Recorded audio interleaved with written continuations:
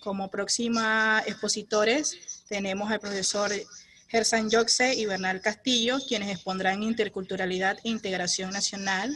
El profesor Gersan Yoxe es economista, doctor en economía de la Universidad de A Coruña, catedrático de la Facultad de Economía. Fue primer secretario ejecutivo del Consejo Nacional de la Etnia Negra del 2008 al 2009.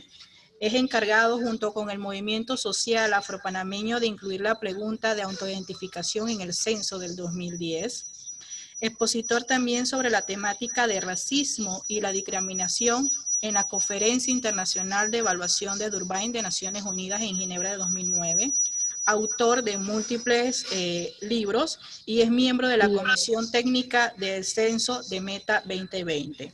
El profesor Bernal Castillo es catedrático de la Universidad de Panamá, es promotor de defensa de los derechos indígenas y actualmente es asesor del Congreso General CUNA. El profesor Joseph tiene la palabra y una vez finalizada su intervención iniciará el profesor Castillo, quien tiene la palabra en conjunto. Sí, muchas gracias. Voy a compartir pantalla. Agradezco la amable presentación de la licenciada Yanina. Básicamente, como me han señalado, nosotros vamos a tocar el tema interculturalidad e integración nacional. Pero tenemos que comenzar por las causas de esa prácticamente situación de los afropanameños. En ese sentido, nos ubicamos geográficamente el día de hoy en la ciudad de Panamá.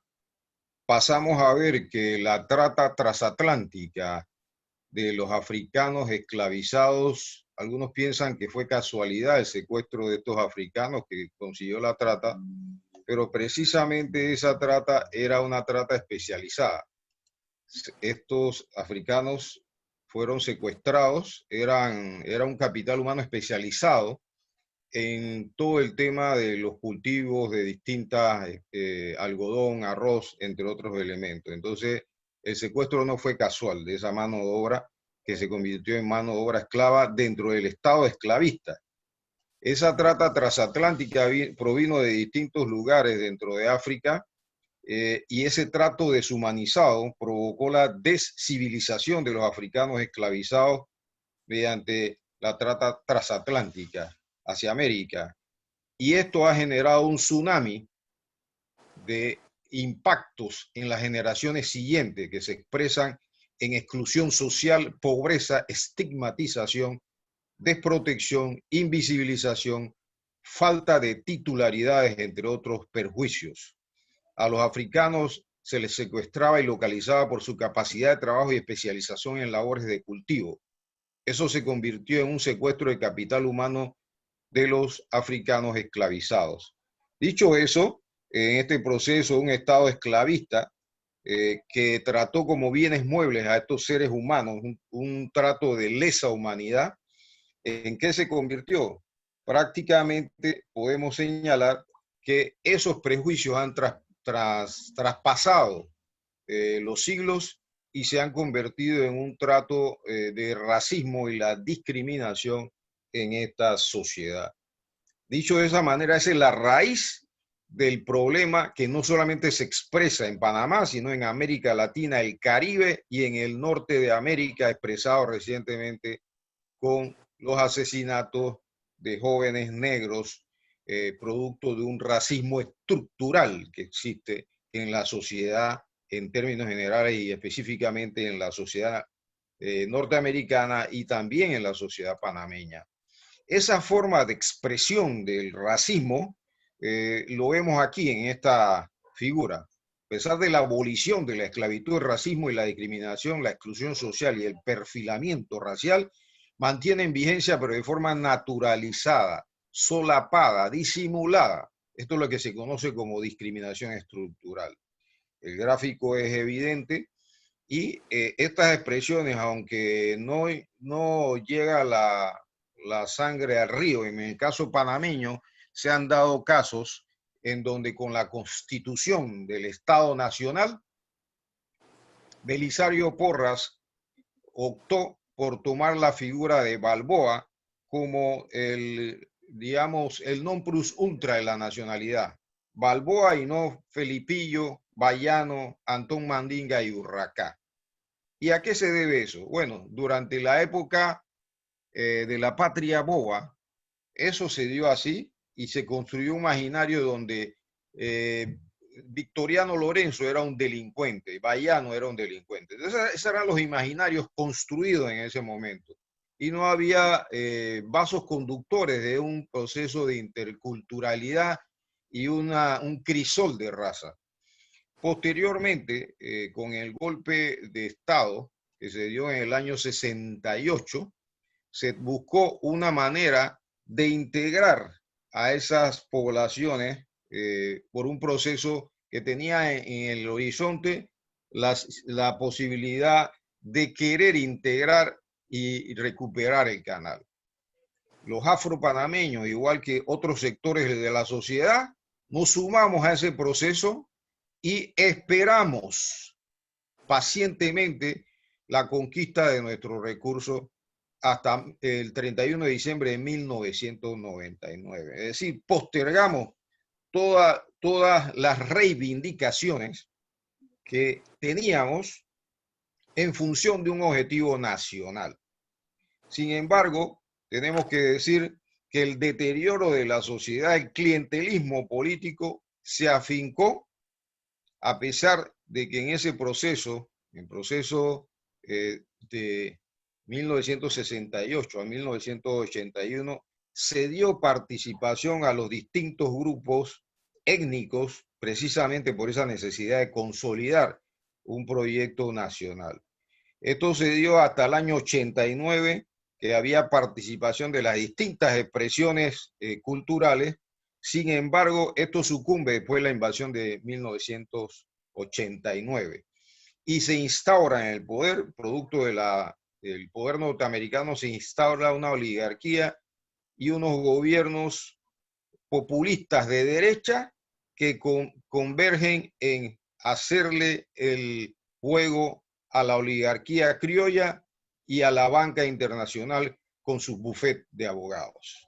En ese sentido, esta situación, digamos que en ese proceso de la presencia de los militares hubo un proceso de relativo de integración de los grupos, digamos, subalternos, entre esos los mulatos, los zambos, los negros y los indígenas, porque muchos de ellos formaban parte de la Guardia Nacional y en consecuencia había algún tipo de integración porque la Guardia dirimía esas contradicciones de la oligarquía.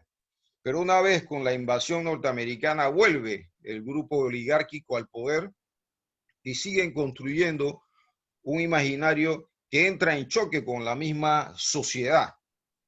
Ese choque después de la invasión norteamericana permite que grupos delincuenciales de la sociedad civil, entiéndase, los grupos que se dedican al narcotráfico, comiencen a relativizar el papel del Estado como tal y comiencen a presentar una situación de Estado fallido. En el tema de la integración nacional, precisamente también vemos que los grupos extranjeros que dominan y controlan el sector comercio y servicios tienen su propia agenda y no hay un crisol de raza de integración. Hay una separatidad de ellos con relación a la sociedad y utilizan al Estado panameño como su forma de producir dinero, más no interactúan culturalmente con eso. Lo vemos en Colón con la separación que hacen los árabes de la población de Colón a través de los muros. Lo vemos en Santa María con la construcción de muros por parte de inmigrantes venezolanos y de otras nacionalidades que se constituyen una separatidad y no una integración intercultural. No tienen interés en integrarse con el conjunto de la población. Y entonces, en ese sentido, esa reivindicación que se postergó por parte de la población panameña toma en el año 2000 con la creación del Día de la Etnia Negra por Clara Richard Thompson, uno de los paladines de Puerto Armuelles, y sigue con la conferencia de racismo y discriminación de Durban en el 2001. En el 2002 se crea la ley 16 de 10 de abril del 2002 que crea la Comisión Nacional contra la Discriminación, precisamente por la oposición de algunos empresarios de dejar entrar a los establecimientos a jóvenes y se regula el derecho a admisión en establecimientos públicos. Imagínense, en el 2002. Dicho de esa manera, evidentemente, antes de la pandemia existía una exclusión social. Panamá es uno de los países, uno de los 6 países más desiguales, en donde hay una población que lo tiene todo y una población que no tiene nada. Ante esa situación, la policía se ha convertido en el paladín de defensa de los sectores oligárquicos y comienzan a discriminar. La conferencia de Durban recomienda a los estados que no lo han hecho que establezcan mecanismos para recoger, recuperar y recopilar información sobre situaciones de discriminación. Uno de los elementos que tenemos que hacer es que el Estado como tal, el Estado actual, un Estado fallido, no puede ser un garante para una posibilidad de cambio y de popularización del poder y el acercamiento al poder. La transparencia y todos estos elementos son importantes, pero en el contexto de un Estado con una cleptocracia y corrupto no se pueden dar los cambios. Entonces, habría que cambiar este Estado fallido y comenzar a construir una alternativa desde las bases populares para poder enfrentar esta situación, porque tal cual como estamos en el siglo XXI, sigue el perfilamiento de las poblaciones indígenas y negras y no hay una aceptación, a pesar de que han pasado 500 años, hay un trato diferenciado. Y la pandemia ha revelado eso, sobre todo lo que se ha dado en las comunidades menos aventajadas. El tejido social en Panamá se ha ido vulnerando, principalmente en la comunidad afrodescendiente, en Panamá, Colón, Darién, Boca del Toro.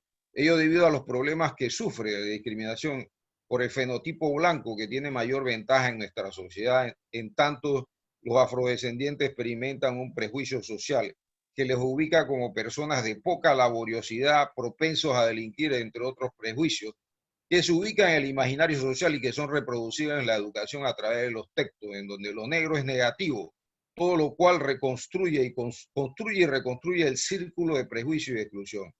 En relación, se plantea la situación de marginación, invisibilización, desigualdad de los afrodescendientes. Y esta gráfica, en esta figura, vemos que aquí la mayoría de la gente dice, este es un taxista, no puede ser un doctor, no puede ser un activista de derechos humanos. La mayoría de la gente escoge un taxista porque hay el prejuicio de la imagen del negro que no puede tener capacidades. Yo creo que en este sentido felicito a la universidad por participar en esta necesidad de conciencia crítica de la nación, porque ha habido una falta de criticidad desde la invasión norteamericana de 1999 en el análisis social. Ha habido desmanes que se han cometido y hay una situación de inseguridad en el Estado. Se utiliza el Estado como un botín político, tanto de la Asamblea de Diputados como del Ejecutivo y el Judicial. Es decir, nosotros estamos en un Estado fallido, como le he dicho, y dentro de esta situación no vamos a tener alternativa. Por eso hay que llegar a un proceso de saneamiento del Estado, de la búsqueda, porque el Estado es el principal dirimidor de las diferencias de las clases sociales. Pero si es un Estado donde se amplía la corrupción, en donde la corrupción tiene participación, no hay nada que hacer. Hay que reconstruir, hay que comenzar para diferenciar no solamente el tema de la discriminación y racismo con los grupos vulnerados históricamente, afrodescendientes e indígenas, no son grupos en vulnerabilidad y vulnerados, pero siempre se habla de ellos como grupos vulnerables. Pareciera que en sí, por ser indígenas y negros, estos grupos tienen debilidades por su propia característica fenotípica, y no es así. Han sido vulnerados históricamente. Nosotros hemos tratado en esta pandemia de que se pudiera tener datos de la población transversalizados para analizar las víctimas y el impacto que ha causado en las poblaciones afrodescendientes, eso se tenía legislado y se tenía tipificado, pero las estructuras institucionales no lo permitieron, como sí se dio en Nueva York, que se pudo visibilizar el impacto en la población afro. Y tampoco hacemos una separatidad porque tenemos la comprensión total que el problema radica en la diferenciación de clases sociales en el marco del sistema capitalista. Estamos claros, hay unos que tienen los medios de producción y los otros son los trabajadores, que somos los trabajadores. Ante esa situación, nosotros queremos que el racismo estructural constituya un eje destacado de la exclusión y las desigualdades sociales. Consideramos que es imprescindible erradicar la desigualdad socioeconómica y la exclusión sociopolítica mediante la democratización real y el control social de los sectores populares de los recursos naturales y nacionales. En la estructura social de América Latina y el Caribe se debe erradicar la supremacía blanco-negro, promover la educación de calidad para todos, la salud para todos, salud igual para todos. Los panameños tenemos que pensar por cabeza propia nuestro futuro con la perspectiva de una verdadera integración nacional. No pensar en que los extranjeros van a solucionar nuestro problema, ni los organismos internacionales van a solucionar nuestros problemas. Si nosotros no comenzamos a pensar nuestra propia medicina, no podremos tener una autonomía, una determinación y una integración nacional como debe ser. Pero esto se debe construir en un Estado nuevo, en un nuevo modelo económico, porque el modelo transitista está caduco, no responde a las necesidades de la sociedad panameña. Pero para ello se requiere la presencia de ese nuevo Estado con vocación democrática y popular. Solamente en ese marco podremos salir de la situación de crisis global que tenemos en esta sociedad panameña. Solamente por ahí. Ahora no se pueden poner parches porque la situación va a seguir. Ya tenemos aproximadamente más de 100 años como sociedad panameña y todavía tenemos el tutelaje de los Estados Unidos y el tutelaje de los organismos internacionales que definen cuáles son las políticas públicas que debemos seguir los panameños. Bajo esa consideración, creo que es importante y marca un antes y un después, un parteaguas, el Foro Social Panameño, que permite una discusión desde las posibilidades, buscando alternativas ante esa situación. La crisis del modelo transitista nos dice que este camino que tenemos que seguir tiene que buscar la integración y dejar de lado cualquier diferencia entre grupos y antagonismos. Tenemos que construir una alternativa popular porque los grupos en el poder ya tienen su proyecto de país donde no estamos incluidos. Hay una exclusión de nosotros como grupos étnicos, como ciudadanos de derecho. En ese sentido, creo que la apertura del foro social debe conducir a una propuesta democrática popular y debe conducir a la construcción de un nuevo Panamá en esta nueva realidad, porque no podemos hablar de nueva normalidad. Esta es una nueva realidad a la cual debemos enfrentar y que los precios, los costos, lo está pagando el conjunto de la sociedad de San Miguelito, de los sectores populares, son los que están cargando esta crisis. En consecuencia, nosotros tenemos que buscar una alternativa para ese conjunto de la sociedad que está pasando las de Caín ante una situación de trato diferenciado, discriminatorio y de exclusión social al conjunto de la mayoría de la población. Ante esa situación, quiero presentar este diagnóstico, esta raíz del problema y que históricamente solamente en el proceso de los años 68 fue donde se cambió la imagen de lo que era la representación de la nacionalidad a través de Bayano, Victoriano Lorenzo y Urracá, que fueron los elementos de libertad y de nacionalidad que se expresaron en la lucha por el canal. contrario a lo que Belisario Porras hizo en la construcción de la nacionalidad, de poner en el primer plano a Balboa, durante la gesta libertaria para la recuperación del canal, se puso a Bayano, Antón Bandiga, Felipillo, Victoriano Lorenzo y Urracá, que fueron los que eran el paradigma de lo que es el amor a la patria y la nacionalidad. Eso fue una recuperación, pero después de la invasión eso se perdió. Se ha vuelto a construir un imaginario de los grupos de poder y la exclusión social y solamente el fenotipo blanco, que es el que domina esta sociedad. Dejo ahí para preguntas, interrogantes. Agradezco este momento y tenemos que seguir pensando en Panamá con nuestra propia mente y las soluciones desde nosotros y de nuestra perspectiva con un análisis crítico. Muchas gracias.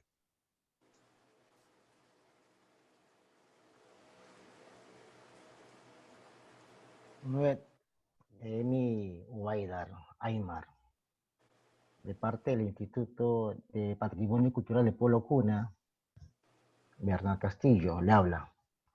Son de preaclaración del Instituto del Congreso de la Cultura, ¿no?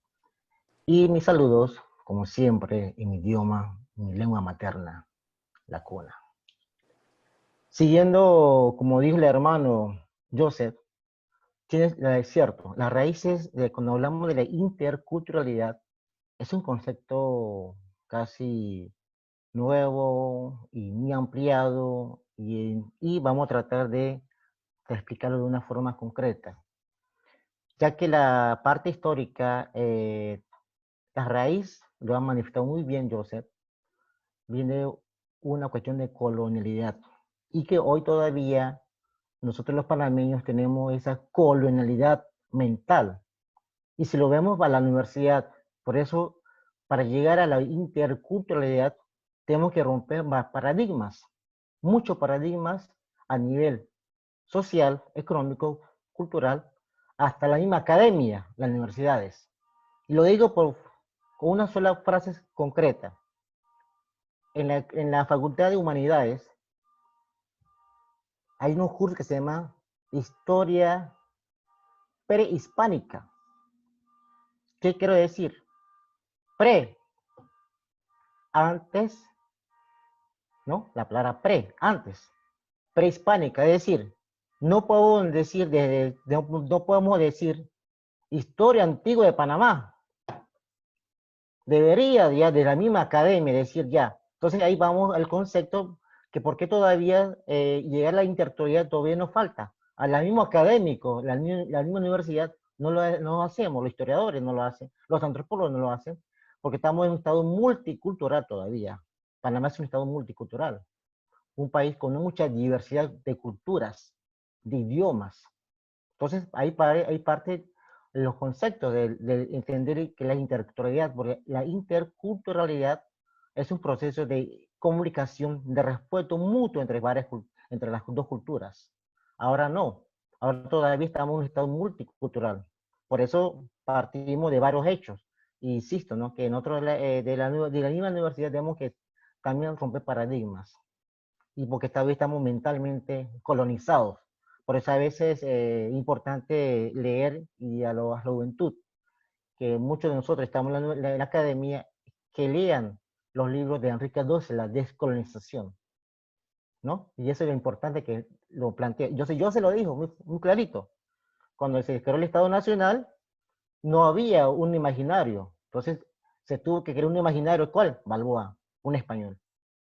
Entonces, pasó ese sentido, hay un proceso histórico que ha llegado que más no llega a entender que por qué los grupos marginados, por decir, como dice yo, vulnerados, como dice mi hermano Joseph, es Urracá, Mandinga, lo demás, lo tiene a Urracá un centavito, un solo centavo. Entonces, entonces significa que Urracá nada más no vale nada, nada más vale algo. Mira, que tenemos al concepto del español todavía con decoraciones, monumentos. Entonces, en ese sentido, creo que yo planteo que para entender y comprender y reconstruir la nacionalidad panameña, tenemos que partir de muchos hechos históricos. Y esos hechos históricos hoy lo planteamos y observamos.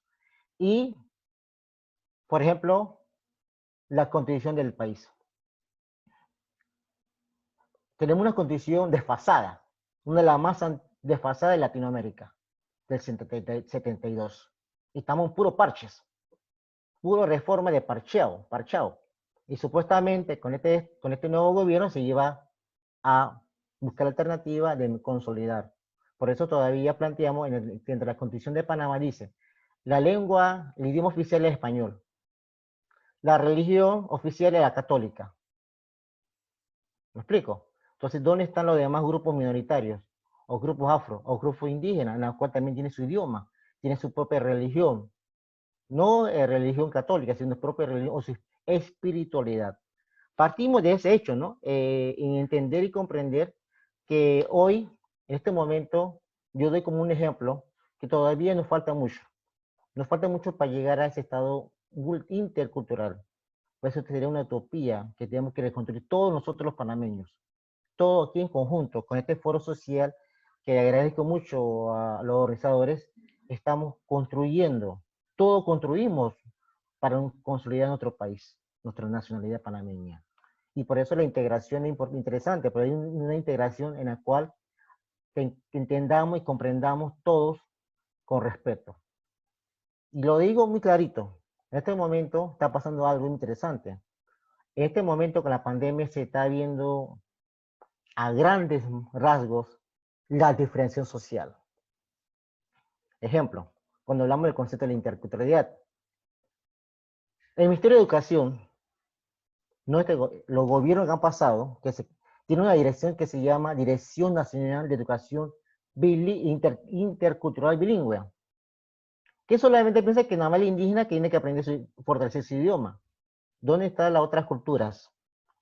Por ejemplo, el chino tiene una academia, el italiano tiene una academia, el judío tiene una academia. No estamos hablando de integración, estamos hablando de que cada grupo está fortaleciendo su temática, pero a nivel macro, a nivel del gobierno, de los gobiernos, me he dicho, ¿dónde está? Solamente se piensa, no, que la Dirección Nacional Intercultural Bilingüe es para indígenas, para fortalecer su idioma. ¿Y dónde están mis hermanos afro? ¿Dónde están? Esa parte. Solamente doy un ejemplo nada más. Y vemos ahora mismo que el sistema colapsó. Queremos aprender con esta pandemia del sentido de lo que es la comunicación intercultural. No existe. Hay lugares apartados que no existen ni la luz. Así que estamos haciendo una utopía diciendo que estamos reconstruyendo, que estamos fortaleciendo. Eso sería como falso, por decir. Otro elemento que quiero plantear también es la parte de la salud. Este gobierno plantea, estamos por la pandemia, vamos a comprar insumos, pura mascarilla para mejorar del hospital. Y me pregunto, antes de la pandemia, ¿por qué no lo hicieron los gobiernos?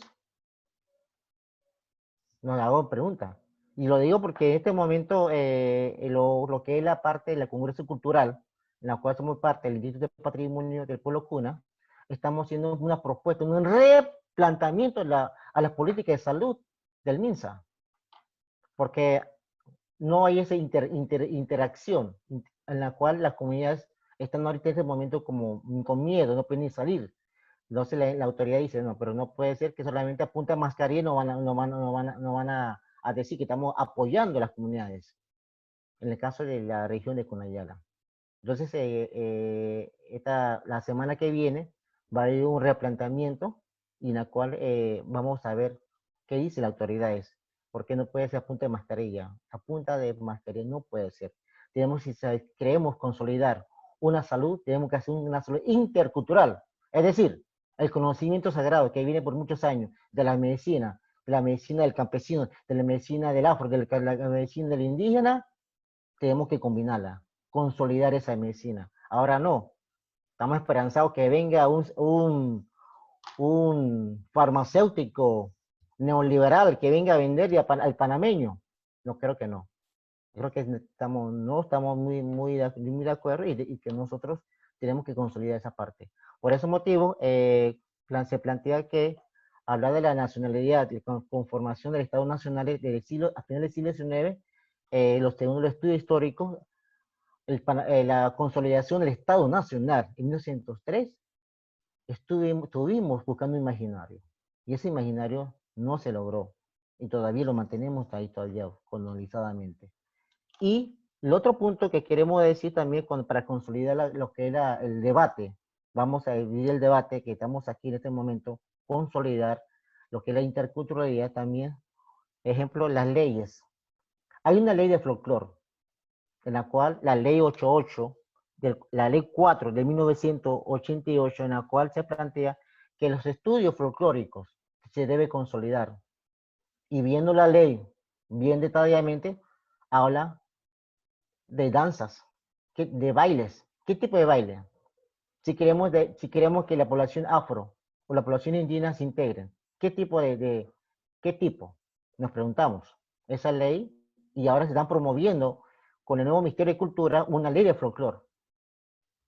Que todos cantemos cantadera, que todos bailemos la pollera, y entonces, ¿dónde está la parte de la cultura del Congo?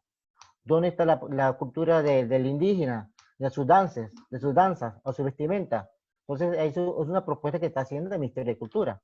Esta es una propuesta, en la cual yo creo que este foro social nos va a llevar a replantear y a fortalecer y tener ideas más claras. Y yo creo que esto para mí es importante, porque yo no puedo decir dentro de un par de años, santeño soy yo. Yo no puedo decir eso. Yo como que una vez soy santeño soy yo también. No. Yo creo que tenemos que decir, todos somos panameños porque tenemos una diversidad de cultura. Así que en ese sentido, de hablar de crisol de razas, para mí es para hablar de una diversidad, una crisol de diversidades culturales que tenemos en nuestro país. Por ese motivo, nosotros planteamos lo que es la interculturalidad desde el punto de vista indígena. Tenemos que comunicarnos, tenemos que respetarnos, consolidar las bases del idioma. Ejemplo, cuando hablamos del idioma indígena, el Dama, el Nove, el Bribri, el Naso, ¿por qué no planteamos como una alternativa dentro de las nuevas reformas que vendrán? Mira, otra vez, otro parche, reformas, que se coloque un idioma, no solamente el castellano, que se reconozca, porque en otros países el guaraní, en Paraguay, se reconoce ese idioma como también, aparte del castellano, ¿no? Y eso nos lleva a reflexionar mucho de lo que es la interculturalidad. Otro ejemplo como anécdota, que aquí estamos dialogando, muy importante, la anécdota. Un compañero cuna se fue a una discoteca. Él es albino. Y pero con varios compañeros. Y él se fue con una chancleta, con una sandalia. Pues. Llegando a la discoteca, le dice el guardia de seguridad, usted no puede entrar. ¿Por qué? No, porque tú no tienes plata. Pero si yo vine con la gente, no lo dejaron entrar. Y en el momento llegaba un negro, afro, le decía, tú no puedes entrar tampoco, porque tú eres un ladrón. Todo el mundo se quedó pensando, ¿qué pasó? Luego llegó otro, no blanquito, entonces pasa. Entonces, a eso me refiero que nosotros tenemos que reflexionar lo que nos pasa en nuestro país. Por eso estoy de acuerdo, como dice Joseph, después de la invasión, ha habido un pensamiento neoliberal garrafal, en el sentido que la clase dominante están controlando una construcción, por eso digo, como ha habido fases de la construcción de la nacionalidad. De 1903, hubo un proceso de la oligarquía panameña, lo consolidó, hubo un medio proceso, la mitad, cuando hubo el proceso militar o revolucionario, en la cual las clases populares se consolidan. Aquí donde aparece la figura de Vitoriano. En 1903, Vitoriano era un desconocido. Solamente apareció como una monedita por ahí chiquitito de la asamblea en el 50, si no me equivoco, en este momento no me acuerdo, salió una moneda, una condecoración de Vitoriano. No apareció más. Hasta la década del 70 apareció otra vez la figura de la nacionalidad de Vitoriano. Y en este momento, con lo de después de la invasión, ha habido eso. ¿Por qué lo digo? Se han creado muchos instituciones públicas dentro del Ministerio de Salud, Educación, que aparecen y desaparecen. MIDES, de igual manera. Por eso digo, hablamos de los gobiernos que han venido. Entonces, hablar de integración, hablar de todos estos planteamientos de la interculturalidad, hay que reflexionar y pensarlo bien. En el MIDES existía una Dirección Nacional de Indígenas. ¿Desapareció? No. Hay que integrar. Perfecto. En el MINSA se creó una Dirección Nacional de Salud Indígena. Desapareció y se integró. Excelente. Pero no ha habido una política pública dirigida acorde a la realidad de esas poblaciones. ¿Por qué decimos nosotros Panamá? La hub de América. Panamá siempre ha sido país de servicio. El famoso hub. Hub por el medicamento del COVID. Hub por la cuestión de humanitaria. Está bien. Estamos de acuerdo. Pero tenemos que ser basarnos en la realidad de hoy. Si nosotros estamos como estamos en este país, en la cual queremos consolidar esa nacionalidad, esa integración como país, tenemos que pensar primero acá. O queremos figurar, no, Panamá es lo mejor. Acuérdense que Panamá tiene un sistema económico, estuvo excelente, un periodo. ¿Y por qué todavía tenemos poblaciones comarcales pobres? ¿Por qué? Si hablamos de tanto hop, ya ni sé cómo se pronuncia el hop. Entonces, las clases populares, los movimientos sociales, los sindicatos, tenemos que pensar en eso, consolidar eso, consolidar nuestra nacionalidad de un proceso histórico, social, en la cual todos participemos con respeto. Ahí podemos decir ya la interculturalidad está consolidado, ¿no?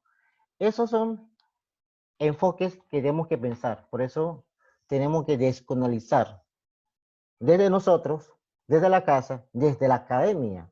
A veces yo como docente universitario le digo a los jóvenes, muchachos, tenemos que pensar, tenemos que crear nuestra propia consolidación nacional. Es importante. Y eso es muy importante que todo lo planteamos. Y creo que podemos seguir hablando, dialogando bastante, porque yo creo que abre el debate, eso, en la cual tenemos que consolidar la interculturalidad, pero Panamá es un país multicultural. Así que lo dejo hasta acá para pregunta y respuesta. Gracias. Nuevo. US. Buenas